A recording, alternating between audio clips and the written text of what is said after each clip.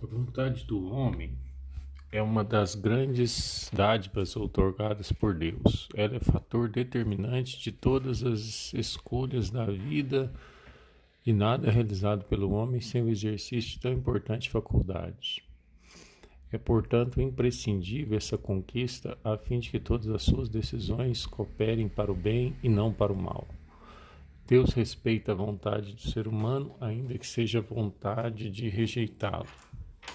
Nossas decisões determinarão onde passaremos a eternidade e que tipo de pessoas seremos na Terra.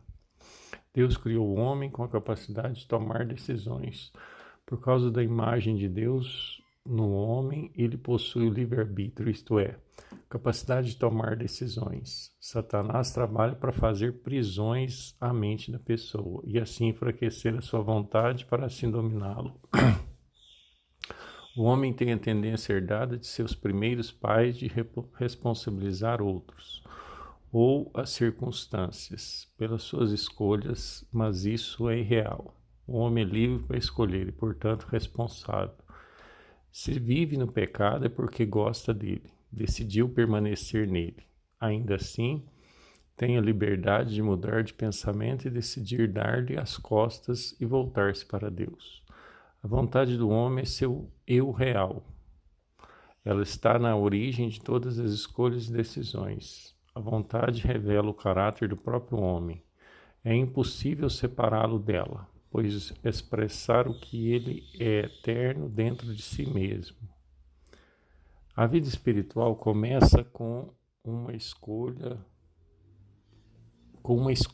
Jesus declarou: Pai, se queres, passa de mim esse cálice. Contanto que não faça a minha vontade, mas senão a tua. Lucas 22:42. Conquistar a vontade é alcançar a plena liberdade para rejeitar o mal e seguir o bem. A verdade, o caminho proposto pelo Pai. É isso que Jesus expressou. A minha comida é fazer a vontade do Pai que me enviou a realizar a sua obra. João 4:34. A vontade de Deus deve tornar-se alvo da nossa vida, em vez do eu. O arrependimento real é o abandono da via centralizada no eu a favor da vontade do Criador e do Pai. A vontade do homem unida à vontade de Deus. A união com Deus implica em harmonia. Quando a vontade do homem se une à vontade de Deus, a consequência natural é a obediência. Desobediência significa simplesmente rejeitar a vontade divina e seguir a sua própria vontade. A obediência é fruto da união com a vontade do Pai. A desobediência é a alienação da mesma. A união com Deus traz harmonia entre a vontade de Deus e do homem. Não faça provisão para o eu. E quem não tomar a sua cruz e não segue após mim não é digno de mim. Mateus 10:38. A vontade, sensor dos pensamentos. Nosso subconsciente é um reservatório de experiências passadas. Torna-se necessário uma vontade livre para que seja um tipo de sensor dos pensamentos gerados de tais experiências. Quando o inimigo usa o subconsciente para projetar pensamentos em nossa mente consciente, estamos diante de uma guerra declarada contra nós. É aqui que entra o uso de uma vontade restaurada. Ela tem o poder de receber ou rejeitar esses pensamentos. Quando a vontade cessa sem resistir a Satanás em alguma área, ele assume o controle da mesma. Se a vontade não se posiciona contra esses intrusos, eles se instalam na mente e produzem seu fruto daninho. Satanás não terá condições de destruir o servo de Deus que aprende a lançar mão da sua vontade para seguir o compromisso, para seguir o caminho proposto por Deus. A renovação da mente traz força à vontade e liberta do jugo. É através dessa renovação que nós nos conscientizamos do que somos e temos em Cristo, bem como das estratégias inimigas e o modo de vencê-lo. Com isso, a tentação perde a sua força. Jesus disse: Vem aí o príncipe deste mundo e ele nada tem em mim. João 14:30. Ele queria dizer que Satanás não conseguia levá-lo a agir de acordo com as suas insinuações e influência. Nada, nas palavras, pensamentos ou atitudes do mestre, manifestou qualquer resquício de tal influência. O inimigo não tinha por onde entrar. Passividade da vontade. Cada vez mais que uma pessoa vive ao sabor das circunstâncias, está em terrenos escorregadio. A obra demoníaca na vida de alguém se agrava quando a vontade é passiva. Quando a pessoa deixa de ser ativa do uso da sua vontade, os maus espíritos tirarão vantagens e impelirão a pessoa a seguir impulsos fora do seu controle.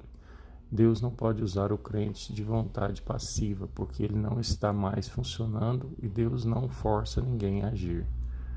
Sintomas da passividade: inércia ou indolência da vontade, inconstância, muitas tarefas inacabadas, incapacidade de concentração da mente, inércia física, ações mecânicas, incapacidade de tomar decisões ou iniciativa. Libertação da vontade. Não existe prisão que não possa ser quebrada. Quando nos expomos às verdades da palavra de Deus, se você pode discernir área prisioneira em sua vontade, não se desespere. Há provisão em Jesus para que você seja livre. Exposição do engano pelo recebimento da verdade. O engano é detectado pelo confronto com a verdade. Só o conhecimento desta pode levar à libertação da passividade da vontade. Conhecereis a verdade vos libertará.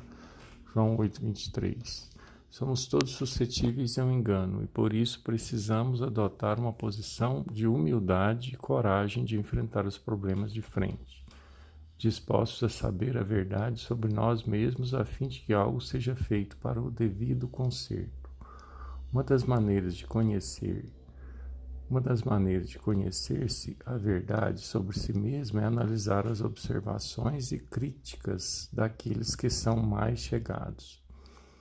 Uma atitude sadia se caracteriza por admitir áreas de engano, descobrir que terreno foi dado ao inimigo e não esquecer que a penetração deste é determinado pelo grau de passividade.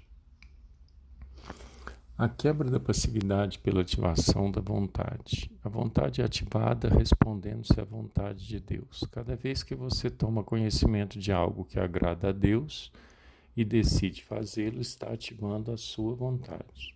Por exemplo, bendizei a todos os que vos perseguem. Mateus 5:44. A vontade é energizada pela fé. A fé é sempre ativa. É pela obediência, pela ação, pela resposta que a fé se manifesta. Quando você está andando em fé, está ativando a vontade. Nada é passivo na fé. Ela sempre exige ação. A vontade é fortalecida pela verdade. Quanto mais você se expõe à verdade, tanto mais é fortalecida em sua vontade. A verdade revela o engano. O engano, uma vez descoberto, é erradicado da vida. A própria busca da verdade e exposição a ela já é fruto do uso do seu privilégio de decidir. O poder do Espírito Santo em nosso espírito é a força que pode expulsar as prisões da vontade. Ele habita em nós e o seu poder está à nossa inteira disposição. Reconheça cada uma das cadeias e volte a sua vontade contra elas, até a vitória total com a força do Espírito Santo. O exercício da vontade pela tomada de decisões. Pessoa passiva